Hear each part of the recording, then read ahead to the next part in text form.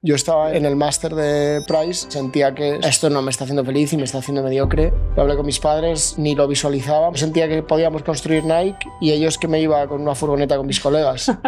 Él es Jaime Garrastazu, uno de los fundadores de la marca Pompey. Las creencias, ¿cuál has tenido que derribar? Hay una línea como muy gris entre lo que crees que debes hacer y lo que quieres hacer. En tu caso, Jaime, ¿cómo has hecho para llegar a este momento de serenidad? Yo era como muy partidario de currar en 1500 horas seguidas y vi que era muy ineficiente. Ya hay una parte del final que curras como un paquete y cuando te quemas, ese proceso de recuperación tampoco es eficiente. Total. ¿Hubo un momento en el que dijiste, lo visualicé, supe que Pompey iba a ser lo que es hoy?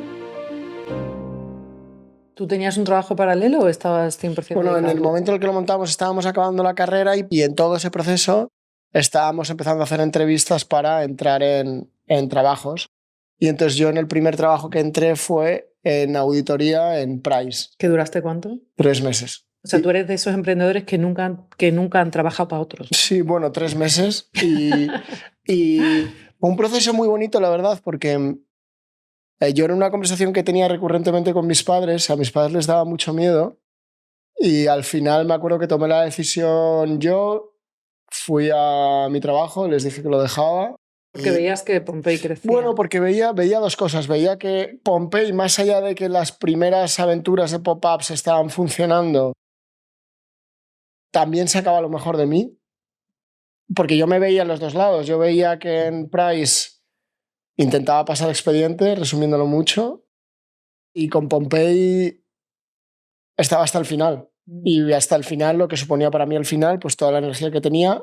Yo trabajaba hasta las 11 en Price y luego en la mañana trabajando en Pompey y lo hacía feliz. No era un problema para mí, lo hacía feliz. Y para mí eso era muy importante porque al final es como uno de esos momentos que tú has dicho, Eureka. Estaba como al final de clase y me sentía como... Bueno, me sentía que era mucho más mediocre de lo que podía llegar a ser. Me di cuenta de que al final yo iba a tener que vivir mi vida porque mucha de la decisión de entrar en Price tenía que ver con corresponder a mis padres por todo el esfuerzo que habían hecho por mí, pues dándome la mejor universidad que consideraron, pues todo ese viaje, yo lo tenía en la cabeza y entonces sentía que eso debía corresponder así. Y para mí eso fue un momento de decidir, oye, al final yo soy el que me voy a levantar todas las semanas, todos los días. Entonces, esto no me está haciendo feliz y me está haciendo mediocre. Y eso fue un momento para mí es la primera decisión que tomé en mi vida, esa. Y entonces lo hablé con mi madre, lo hablé con mis padres, ni lo visualizaban, porque claro, ahí lo que yo estoy sintiendo y lo que ellos están sintiendo es muy distinto. Yo sentía que podíamos construir Nike y ellos que me iba con una furgoneta con mis colegas. ¿Sabes? Es como que hay una dualidad de esa realidad increíble. Como no llegábamos a ningún acuerdo, me acuerdo que lo decidí yo y fue un proceso muy bonito porque realmente sentí como el peso de la decisión porque era solo mía, era como algo que nadie me aconsejaba.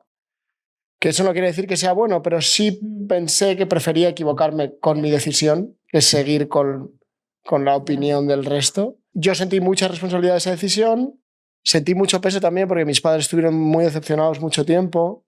Me acuerdo que yo me ponía como traje en casa para que mi madre no pensase que estaba tirando el tiempo. Sí, ¿sabes? Como situaciones un poco esperpénticas, pero que para mí era muy importante que ellos estuviesen tranquilos, claro. que yo no estaba como tirando mi vida profesional, que simplemente estaba decidiendo lo que consideraba que era mejor para mi futuro. Pero claro, era mía, no era una decisión consensuada. Y era algo muy valiente, además. Pero en ese momento creo que es más inconsciente que valiente. Sí. Fue para mí un ejercicio más de... Para mí solo hay esta opción. Ya. Pensar que yo vivía en casa y, o sea, tampoco es que tuviesen nadie ni nada de que cuidar, pero yo creo que fue una decisión de inconsciencia y de como aceptarme a mí mismo de que, oye, la cabra tira al monte, esto es lo que quería hacer, esto es donde ponía energía. Pero es también, yo sí veo madurez, por un lado, ¿no? Y valentía, aunque sea inconsciente, sí, puede ser, sea, sí. O sea, a ti lo valiente a lo mejor hubiera sido esa gente que se queda aguantando en Price o donde sea sin querer estar ahí. A mí cuando la gente me decía, jo, qué valiente, te vas sola a dar la vuelta al mundo, y yo decía, es que quedarte en un sitio sin tú sentir que ese es tu sitio, eso no sé si es valentía o inmolarse. Claro, no lo sé, es que para mí no es una opción. Ya, ¿sabes? Es como que bueno, había una parte de mí que es que no había más allá de esa decisión. Es como que siempre inconscientemente le he estado muy agradecido a la vida en general. Siempre he sido muy feliz. Y me cuesta mucho tomar decisiones que pienso que me hacen más infeliz. Y entonces, para mí era tan simple como, estoy aquí amargado. Yeah. O sea, en realidad era como un proceso realmente simple en mi cabeza, estoy aquí amargado, esto me hace feliz, está sacando lo mejor de mí. Las consecuencias a raíz de eso, lo que más miedo me daba era decepcionar a mis padres. La parte profesional siempre me parecía que si esto sacaba lo mejor de mí, voy a aprender más aquí que en un sitio donde estoy más amargado y que me hace más infeliz. Es como vas a maximizar más aprendizaje en un sitio que quieres hacer más. Claro, cambia mucho. Es que quien no lo ha vivido no lo sabe. Cambia muchísimo y solo ese chip de energía te da muchas más posibilidades profesionales. Yo creo que ese momento Eureka para mí personal fue ese momento como estando en el máster de Price. Y luego el hecho de ver cómo tan decepcionados a mis padres a mí me hizo también pensar que esto lo quería mucho. Que eso me ha ayudado mucho luego en estos años. ¿Sabes? Como que me merecía la pena todo ese esfuerzo, me merecía la pena hacer lo que fuese porque ellos estuviesen más tranquilos y para eso no ya era que Pompey fuese mejor o peor, yo sentía que tenía que dar todo lo que tuviese yo. Y ahora estarán orgullosísimos de ti. Ahora están muy contentos. ¿Y tú te imaginaste en esos inicios, Jaime, dónde iba a llegar Pompey? Pues, o sea, yo creo que nosotros tuvimos la suerte de que empezó a funcionar desde el principio, porque hay muchos empresarios que hasta que les traccionase o que el proyecto desde el principio lo han tenido que pelear mucho para generar demanda. Nosotros tuvimos la suerte de que nada más nacer tuvimos demanda. Y eso luego fue un poco debilidad porque luego no lo hemos pasado tan bien, hemos tenido fases. Se sufre casi siempre, pero el mayor sufrimiento es que lo que ofreces no guste. Ya. Para mí ese es el principal. Si tú ofreces un producto de consumo y ese producto se consume y tienes un problema en operaciones, es un problema. Eso es lo que digo, bendito problema. Sí, pero es mucho menos problema que no se consuma lo que tú ofreces. Nosotros tuvimos la suerte de que lo que lanzamos se consumía.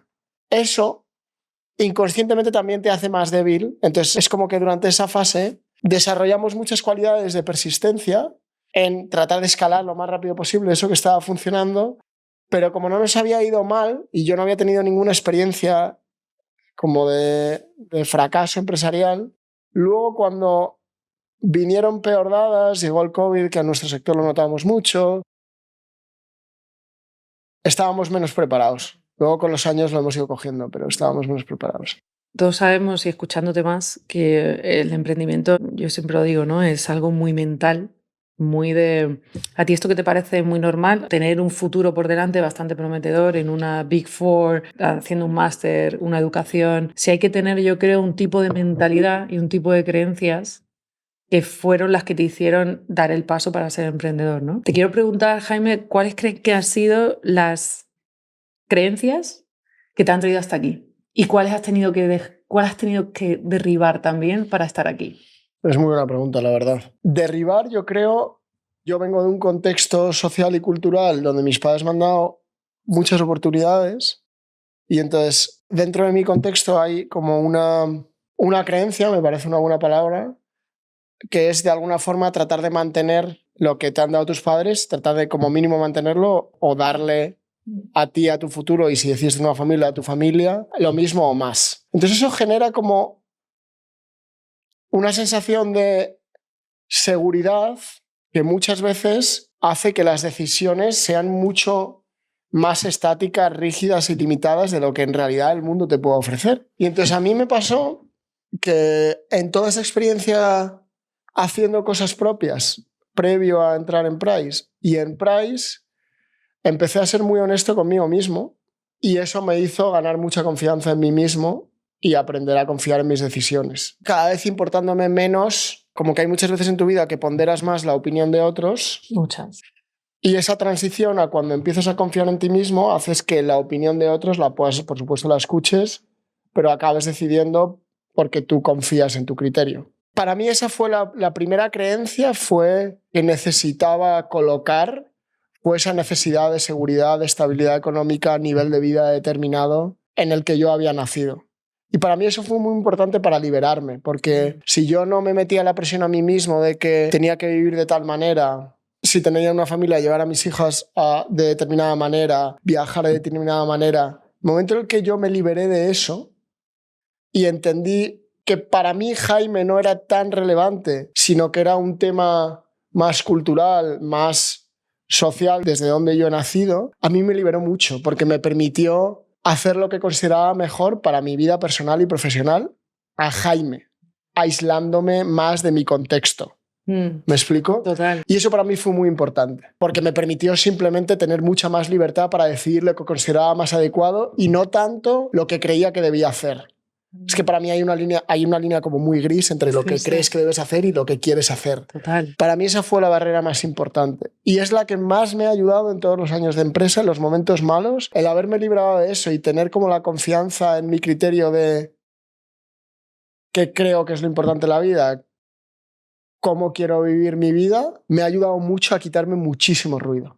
Entonces para mí esa fue la creencia más importante que quitarme. Pues. Me encanta. ¿Y crees que ha habido actitud o actitudes paralelas que son también las que te han permitido llegar a donde estás hoy? O sea, sabemos que todo es cuestión de mentalidad, pero si la mentalidad no la aplicas a tu doing, ¿no? A tu hacer diario, ¿hay algo que consideres clave que dices, es que yo soy un tío que hace esto de esta determinada manera? Porque muchas veces el dilema moral que tenemos muchas veces, ¿no? De pensar una cosa y hacer otra no en consonancia. ¿Tienes una actitud que creas que...? O sea, ¿sabes qué pasa? Sí, solo te he contestado una parte de la pregunta anterior, pero es que creo que cuando tú te liberas de esa disyunción entre lo que quieres hacer y lo que crees que debes hacer, te hace ser mucho más honesto contigo mismo, porque no te respondes tantas preguntas con lo que van a pensar de ti o lo que van a opinar de ti. Te las respondes tú a ti mismo. Entonces, mentirte a ti mismo es mucho más difícil, en mi opinión, que mentir, entre comillas, que igual no es la palabra adecuada, al resto. Entonces, lo que quiero decir con esto es que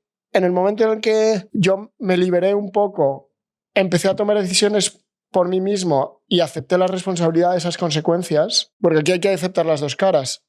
Si decides por ti mismo, las consecuencias también las asumes tú, no son culpa del vecino, son tuyas. Es tu responsabilidad. Y entonces ahí aprendí un montón de cosas. Aprendí a no hacerme daño con los fallos, a no hacerme daño a mí mismo, porque muchas veces cuando empiezas, nosotros nos martirizábamos mucho, tipo, joder, esto no ha salido bien, eso es porque somos malos. Todo ese proceso a mí me ayudó a entender que ese proceso no te ayuda en nada a hacer las cosas mejor, que en realidad es lo que quieres es avanzar. Entonces aprendí a colocar mucho cómo entender el fallo y más como un proceso, esto está muy manido, pero en realidad cuando haces este viaje mental, aprendes a colocarlo bien, realmente lo interiorizas bien, que el fallo al final, oye, pues interiorizas lo que ha salido bien, quitas lo que ha salido mal, te tratas de olvidar lo que ha pasado mal, no te juzgas, sigues para adelante. Me ha ayudado mucho tener siempre mucha convicción en por qué estaba haciendo las cosas. Si las entiendo y las afirmo conmigo mismo, tengo mucha energía para hacerlo. Estar alineado con tu propósito. Sí, es como... Necesito entender para qué lo estoy haciendo y si lo entiendo lo peleo con fuerza. Para mí un criterio personal es irme a dormir tranquilo. Confío mucho en mi sensación de irme a dormir tranquilo. Pero porque confío mucho en... Me cuestiono si me estoy engañando o no. Y entonces todo ese proceso de... Vale, si asumo lo de la base de que no me estoy engañando, confío en mí mismo. ¿Me explico? Sí. Entonces, esa construcción me ayuda a no frenarme en, oye, si hemos decidido esto, decidámoslo, hagámoslo, probémoslo, y si no ha funcionado, entendamos por qué. Pero yo creo que ese loop es lo que a mí me ha ayudado mucho, sumado a no dejar de hacer cosas que me generan mucha energía positiva. Al principio yo era como muy partidario de currar en 1500 horas seguidas y entonces vivía como muchos procesos de quemarte, de burnout, y vi que era muy ineficiente en realidad, porque es como que en ese proceso hasta quemarte ya hay una parte del final que curras como un paquete. Y que no produce. Por eso. Entonces deja de ser eficiente y cuando te quemas, ese proceso de recuperación tampoco es eficiente. Total. Entonces aprendí a entender que vivir a un 80-85% de intensidad es más interesante que 100-50, 100-50, 100-50. Y para ese 85, pues cada uno tiene distintas fases. Tú también eres madre. Ahora vamos a meternos ahí en ese 85 y el otro 15. Pero antes de esto, como emprendedor, y supongo que te habrán hecho esta pregunta, ¿no? Pero tenemos 1000 millones de retos, ¿no? A mí cuando me preguntan, bueno, y el gran reto de empezar y cómo lo viviste y tal, digo, y el reto de hoy, ¿tú tienes algún desafío, algo que hayas dicho, jo, superé esto, que me hizo también un clic en mi manera de ser, en mi manera de pensar, en mi manera de abordar el emprendimiento? ¿Tienes algo o es la suma de ayer con hoy? Como explicaba, hemos vivido varias fases. Entonces, la primera fase hasta el COVID, para mí Pompey fue un ejercicio de cabezonería y de valentía en escalar, porque creo que es, una vez ya sabes que eso te gusta, sí que tratamos de que escalase lo más rápido posible. No lo conseguimos. Y entonces en el COVID viví un proceso personal que fue muy bonito. Uno de mis socios salió del día a día y para mí fue un proceso personal de decir, vale, esto no ha terminado de escalar por N cosas que considerábamos que no habíamos hecho bien Y sentía como la convicción de tratar de darle una nueva etapa a Pompey junto con mis socios que se quedaban en el día a día. Y fue un proceso de convicción de, oye, ya sé lo que es emprender, ya llevamos 5 años montando esto. Era como un momento el COVID como muy de incertidumbre para todo el mundo, que también se podía haber dicho, oye, el proyecto ha llegado hasta aquí, lo cambiamos de manos, porque ya sabía lo duro que era emprender, estaba en camino de mi primera hija, es como que era un momento donde había podido decidir otro camino. Es como que conmigo mismo pensé que seguía siendo el mejor camino, que tenía la convicción de que podíamos rehacer el proyecto tocando N cosas que sentíamos que no habían funcionado. Y para mí ese ha sido, te diría, de toda nuestra trayectoria, el momento como que más satisfecho me siento, porque ha sido un proceso muy consciente de lo que hemos tenido que tocar para que el proyecto volviese a coger tracción, volviese a crecer, que teníamos que incorporarle. Y más allá de luego, que gracias a Dios el proyecto ha crecido, ese proceso personal de convicción de decir, vale, esto lo hicimos un poco más por intuición, esto está en mis venas, lo sé poner en un papel, sé lo que hicimos, sé lo que no hicimos, sé lo que está funcionando, lo que no está funcionando. Esa convicción, ese conocimiento, me encanta haberlo adquirido. Porque yo creo que los emprendedores, no sé si te pasa a ti, tenemos siempre un poco el síndrome del impostor de que sabes un poco de todo, pero no mucho de nada. Entonces, el tener la convicción de que hay parte de este proceso que ha traccionado, ha funcionado y saber hacerlo, me ha dado mucha convicción. Me ha gustado mucho eso. Qué bueno. Vamos a retomar lo que decías del equilibrio, ¿no? Creo que se nos ha vendido la idea poco sexy, pero muy popular de tienes que trabajar 20 horas al día, no tienes que dormir, dedicarle todo a tu proyecto. Yo sí creo que te tienes que obsesionar con la idea y sí creo que cuando estás iniciando tienes que, como yo digo, a mí la kombucha me va por la pena y me iba en el día 1, me iba en el día antes de fundar la empresa y es algo en lo que creo desde el fondo de mi corazón. Dicho esto, yo no he sido nunca fanática de nada y aunque soy muy fan de mi proyecto y de mi empresa y le he dedicado muchísimas horas y estoy obsesionada con la idea, sí creo mucho en el equilibrio y sí creo en que para estar bien y para poder performar, ¿no? Para poder estar al nivel que estamos nosotros, ¿no? En el que dirigimos compañías relativamente grandes, con equipos relativamente grandes y que además tenemos una vida que yo creo que equilibro bien, que también ha sido un camino llegar hasta aquí. En tu caso, Jaime, ¿cuál dirías que han sido los hábitos o qué te ha llevado a... Creo que estás en un momento en el que dices, tengo una energía más o menos equilibrada y una vida más o menos equilibrada. Cuéntanos un poco, ¿cómo has hecho para llegar a este momento de serenidad y de decir, que estoy bien donde estoy? Bueno, yo creo... si siempre fue así, porque... No, claro, eso es lo que iba a decir. Lo primero creo que es que para llegar a un punto sano tienes que quemarte.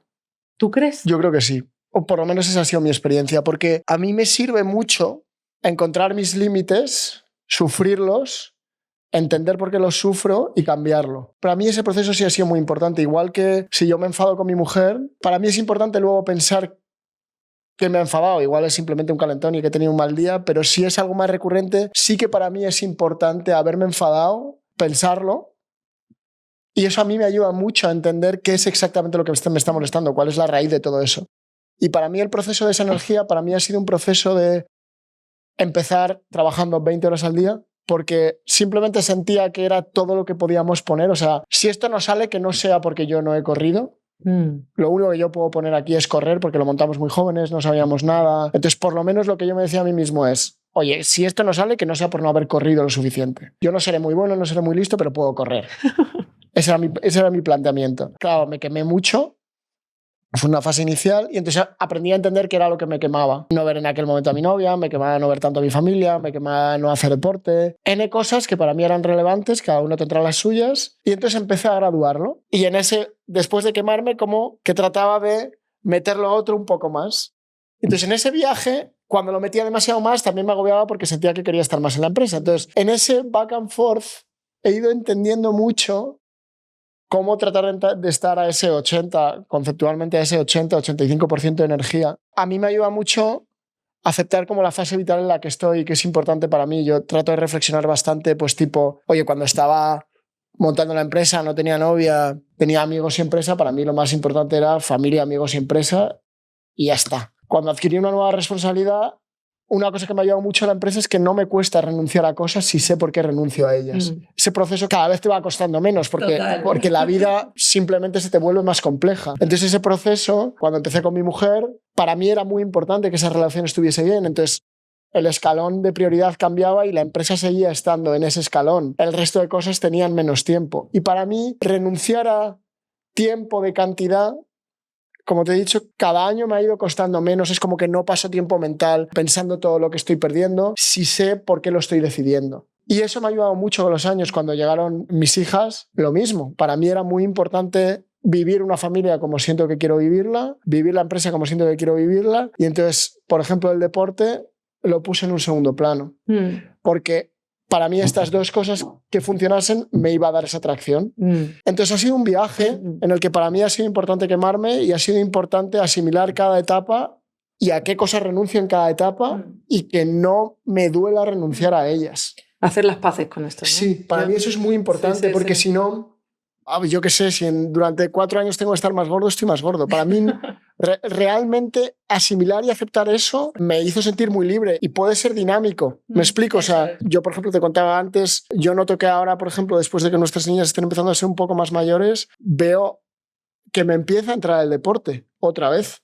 Y estoy perfecto, lo he vuelto a incorporar, ¿sabes? Pero creo que a mí me ha ayudado mucho a mantener esa energía activa, el saber por qué estoy peleando, saber por qué considero que es lo más importante, y que lo has dicho muy bien, y hacer las paces con lo que no. Yo creo que ahí está el key, ¿no? A mí me quitó mucha presión, muchísima. En mi primer año de maternidad fue muy duro por esto, porque por un lado no tenía referentes, por otro lado quería ser una madre del 10, quería ser una empresaria del 10, tenía mucha ambición, tenía muchas ganas de tener una maternidad como yo quería tener. Y puede ser algo tonto, pero para mí fue de esos momentos que dicen de epifanía. Yo creo que a todo esto que tú estás contando llegas después de una reflexión personal de preguntar, de primero tener claro cuáles son tus valores, eso como pilar, y después de preguntarte, oye, ¿cómo voy a responder yo a estos valores, ¿no? Yo en el momento en que me hice la pregunta, oye, pero tú, o sea, más allá de la empresa, de tu tipo de referentes, de no referentes, ¿qué tipo de madre quieres ser tú? Claro. Cuando te contestas con honestidad y cuando dices, bueno, es que mis valores son mi propósito vital, en esta etapa, que no, yo no creo en esto que tengas que tener un propósito para toda la vida, yo creo mucho en este dinamismo, ¿no? Y en el poder adaptarte al momento vital en el que estoy. Esto también lo he contado. Yo con 28 años, con 27, 25, me llegas a hablar de rutinas y te digo, pero nudo, pelmazo, aburrimiento, rutinas, qué pereza. Yo estaba viviendo Madrid de una manera apoteósica, no me hables de rutina. Y ahora, tantos años después, soy una férrea defensora de las rutinas. No me saques de mi rutina, que la tengo al milímetro ideada para que me funcione. Entonces creo mucho en el saberte adaptar, que responda siempre a, oye, esto me está haciendo feliz porque me responde a lo que yo quiero ser en el mundo. Es que yo creo que si no, es muy fácil engañarte a ti mismo, por eso lo exponía antes. Es como que si eso no es lo suficientemente rígido, esa base que tú dices, es muy fácil que tú seas volátil en cosas que luego te van a quitar energía. Claro, pero es la rata, es la rueda de la rata, ¿no? Donde entramos todos. Oye, pues si es la norma no ver a tus hijos, solo verlos a la cena o ni siquiera, porque vivimos en una sociedad que no, en este caso, no está pensada para familias, tú entras un poco en ese círculo vicioso de, oye, o si la norma es, como estábamos diciendo, trabajar 20 horas al día y quemarte.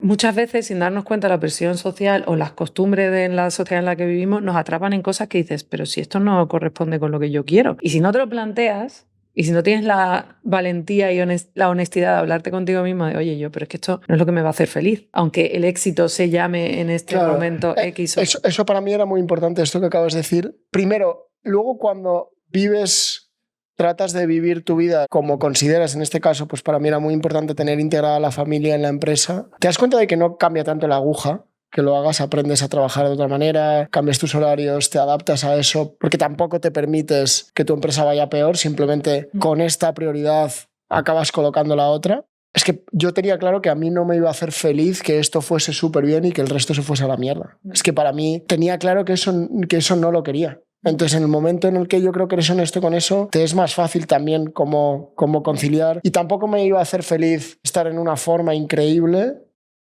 y que alguna de las dos cosas se cayese, ¿sabes? Bueno, yo creo que para mí eso ha sido muy importante. Tratando de resumirlo, creo que ser muy honesto con lo que más importante me parecía y luego muy consecuente.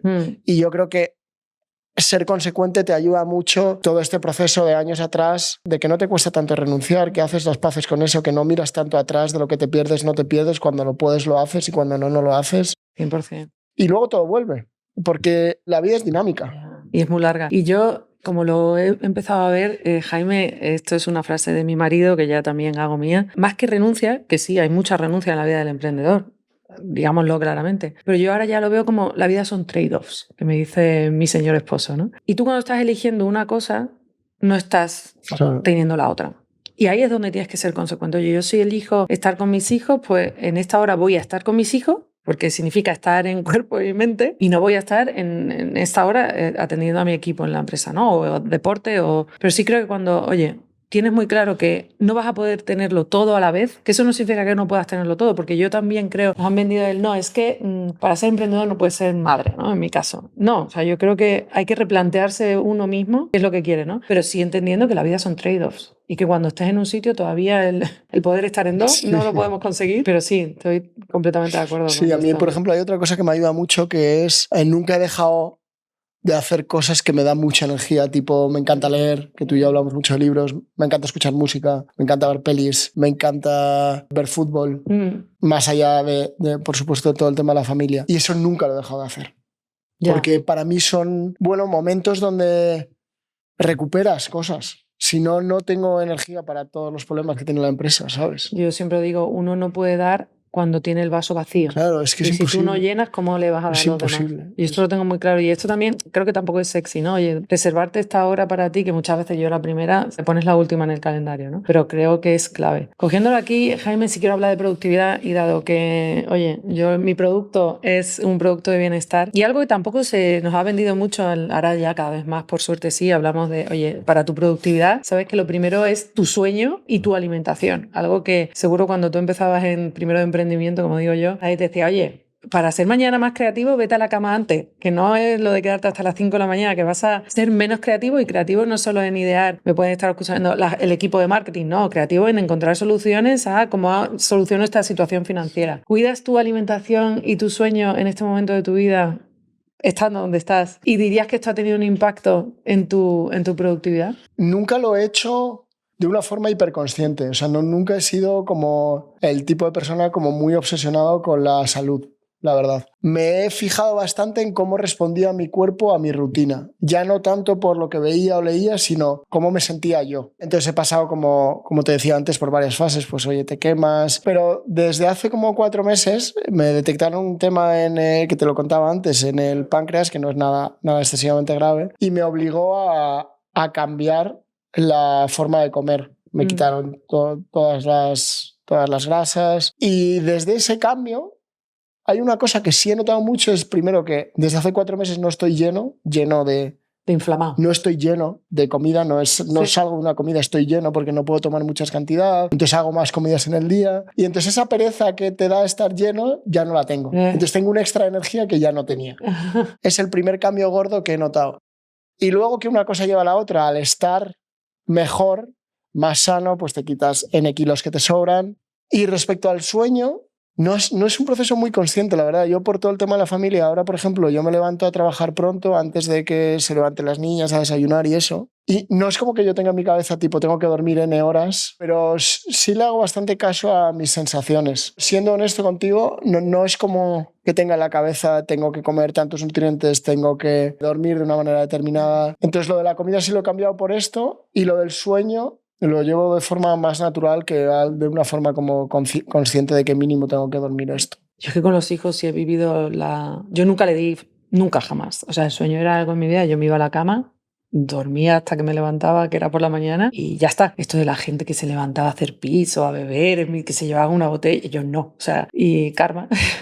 Yo dije, bueno, la gente que se queja de no dormir y la gente que te dice que descanses. Esto a mí, que es mi ventana, me parecía como que descanse. Yo que voy a descansar, yo lo que quiero es vivir. Y como los hijos te traen lo que te traen, yo sí que he sufrido la falta de sueño, y cuando no duermes bien y encima al día siguiente no puedes estar descansando, sino tienes que operar, a responder a un equipo, estar detrás de una marca y estar al pie del cañón. Yo ahora, para mí el sueño es sagrado, no, lo siguiente. O sea, intento no romper mi rutina nocturna no hago cenas. No es la cena, ¿Ah, quien sí? me conoce, sí. O sea, ceno en familia muy temprano y me voy a la cama muy temprano porque me levanto muy temprano. Entonces, hago muy pocas cenas a lo largo del año. Tienen que estar como súper Ah, justificadas. sí, ¿eh? Sí. Soy muy... Yo pero mira. Sí, yo... Además, esto de comidas copiosas... O sea, hago una buena cena con mi porción de proteína, mis hidratos y tal, pero esto de cenar a las 10 de la noche en España, después quedarte... No, o sea, es como... Tengo jet lag. O sea, de Ah, sí, ¿eh? sí, pero al día siguiente de como si estuviera en otro continente. Y lo noto en mi nivel físico, mi nivel creativo, mi nivel productivo. Pues te digo un poco, soy un poco extremista de...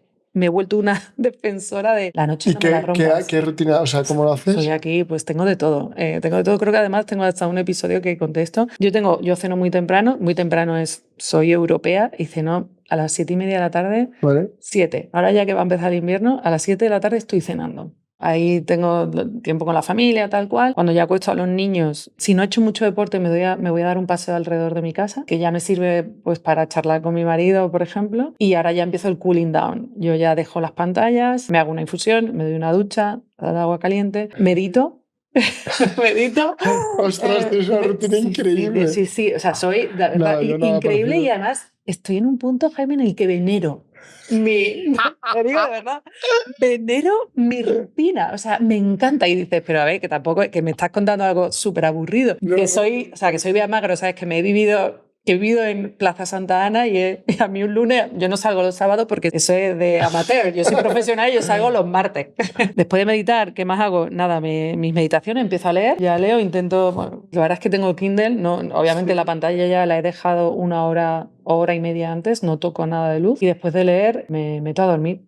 Y es como un bebé, ¿sabes? Yo soy como un bebé, ¿sabes? Yo sé lo que va a pasar después y esto me da como seguridad y control, me quita estrés y además me va metiendo en mi... Yo sé que me voy a dormir. De hecho, excepcionalmente hace una semana salí a cenar. Y tuve que hacer la rutina como a un bebé, ¿sabes? Como porque me pasa también, he tenido también viajes y tal. En semanas pasadas me han sacado de mi rutina y después me meto en la cama, me estoy metiendo a lo mejor a las 12, cosa que no hago nunca, y no soy capaz de dormirme porque llego acelerada. Ya. Que esto también te pasará. Entonces como que necesito el cooling down. Ostras, y increíble. Sí, soy... Nada, yo nada parecido. Nada, o sea, ¿no? yo Tú... ceno ¿Tarde? tarde. O sea, ceno.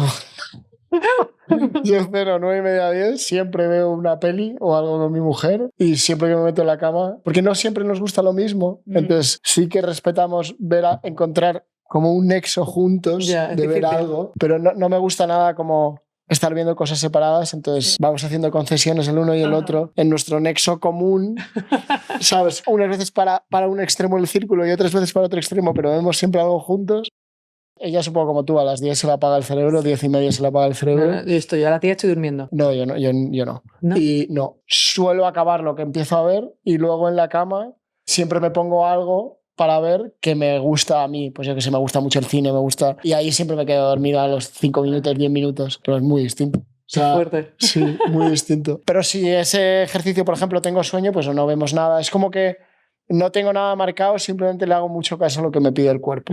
Eso es bueno. O sea, mientras te estés escuchando y muchísimo. y vayas en comunión con lo que sientes, Sí, yo creo que eso muchísimo. No, sí. A mí no me pidas que a las 10 de la noche, o sea, mi cerebro... De hecho, además, cosas como, pues estoy, yo qué sé, comentando, no sé qué comentábamos ayer, mi marido y yo, y dije, espérate, no me digas esto, pues yo no puedo tomar esta decisión ahora. Que a lo mejor es que cenamos mañana, pero mi cerebro ya a partir de las 8 de la tarde es como, no, o sea, no. Bueno, pero te diré en mi defensa, Jaime, que las peores decisiones del día se toman a última hora. Seguro. Siempre que tengas que decidir algo, no lo decidas a última hora. Sí, seguro que te ayuda un montón lo que haces. Vamos para ir terminando, y te tengo aquí, Jaime, algo que nos une a los dos mucho. El cine no es, porque me encanta el cine, pero pues, esto es como llegas a todo, ¿no? Yo no veré, fíjate, voy a confesar algo que me da cierta vergüenza, pero lo confieso porque la gente dice, ¿cómo llegas a todo? No, yo no llego a todo. Yo veré a lo largo del año, te lo juro, 3 películas. Así. Tío. Me encantaría ver 300, pero no me da. Y entonces, como para mí no es prioridad, claro, fuera. Pues tal. Y series ya ni mejor ni las digo. Pero lo que sí hago es leo mucho, los dos leemos mucho, además compartimos de vez en cuando. Sí. Oye, ¿qué tienes? Como el que se va a pasar algo ilegal. Sí. ¿Qué tienes tú? Cuéntame, ¿qué tienes últimamente que te mueve? Me he leído uno que se llama Mártir, de un escritor libanés que no sé pronunciar y que todo parece más pretencioso de lo que es el libro. Que vive en Nueva York, ¿no? Está desarrollado en Nueva York. Es como la historia de unos libaneses y bueno, es como va haciendo como un back and forth de por qué emigraron allí. Los emigrantes siempre tienen como una historia que han dejado atrás y que tienen que convivir en el nuevo país, adaptarse. Pero es todo menos pretencioso de lo que suena, divertidísimo. Últimamente he estado leyendo a Irving Welsh, que es lo que te contaba antes, que es un escritor escocés que escribió Trainspotting, y entonces toda su primera fase, me he leído como 3 de esa primera fase, son todos así.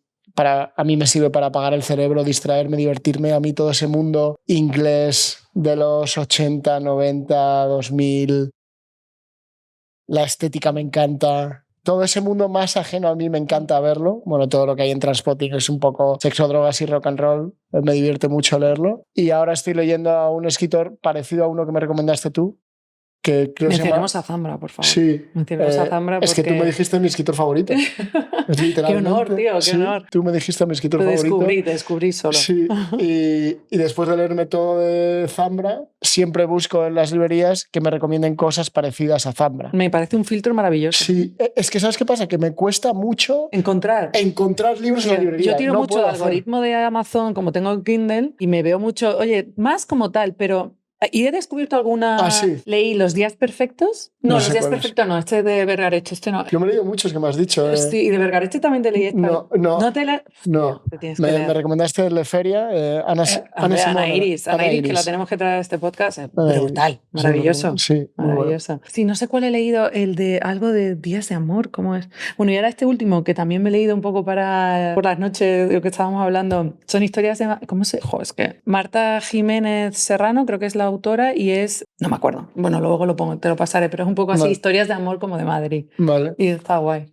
También hago mucho, pues tipo, ahora estamos en un proceso bonito en Pompey, entonces como no sabía mucho el tema, me he comprado un libro para entenderlo. O sea, como que voy saltando de una cosa a otra, pero siempre estoy leyendo algo. Sí. ¿Y cuándo lees, tío? Pues si no lees en el metro.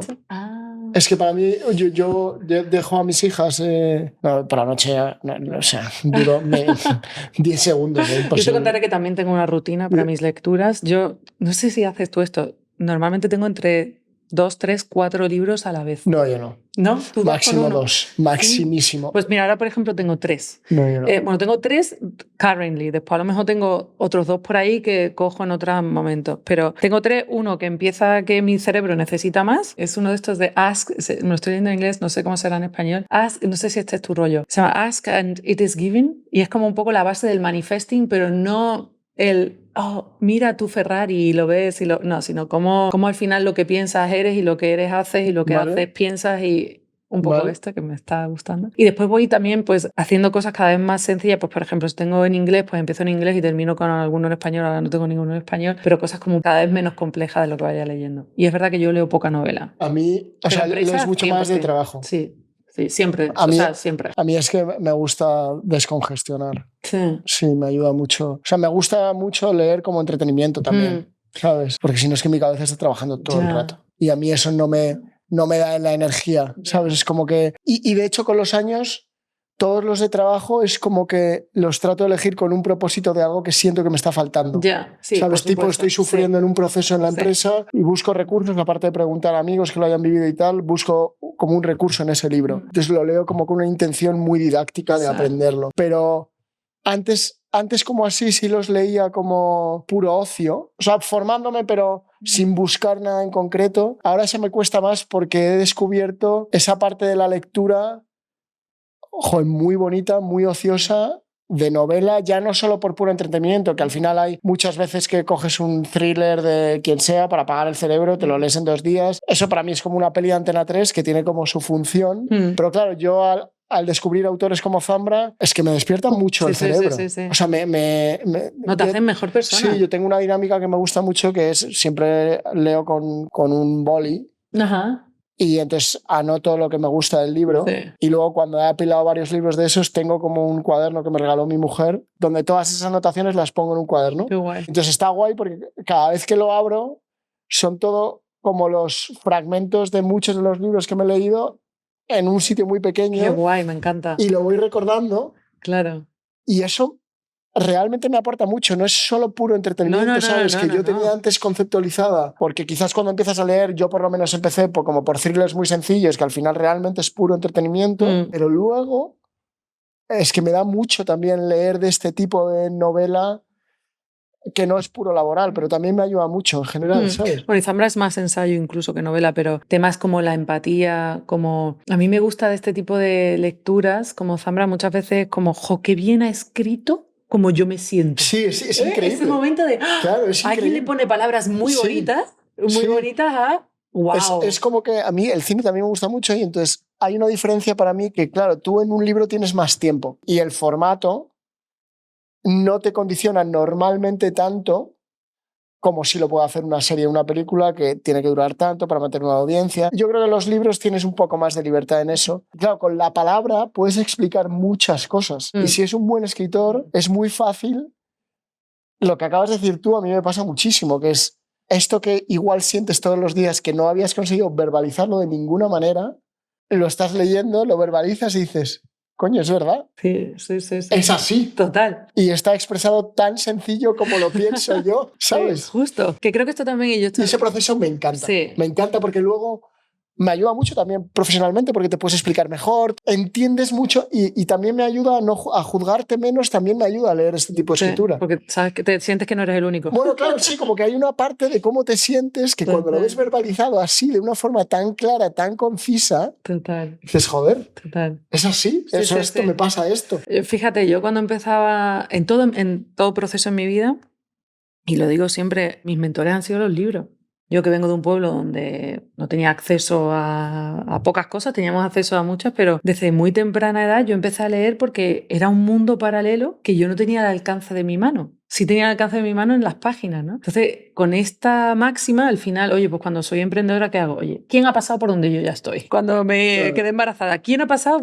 Y hay gente, por eso yo veo, y esto lo he contado, a mí al final los escritores, aunque hay personas que los ven como muy vanidosos, para mí es una profesión de ser muy generoso, porque al final pones mucho aprendizaje, sea en tipo novela o sea en tipo de no ficción, en unas cuantas páginas para que tú en 3, 4, 6 horas te lo bebas y adquieras ese aprendizaje. A mí me ha ayudado mucho eso también. Lo que pasa es que yo creo que ahora lo compagino más porque también me he comido mucha basura también leyendo me he comido mucha basura también leyendo, muy vanidosa.